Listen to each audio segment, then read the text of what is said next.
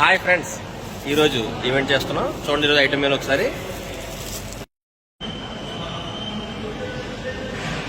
sweets, 2 రకాల sweets, కట్మిర్చి bajji, idli tiffin section అనమాట, సేమియా ఉప్మా,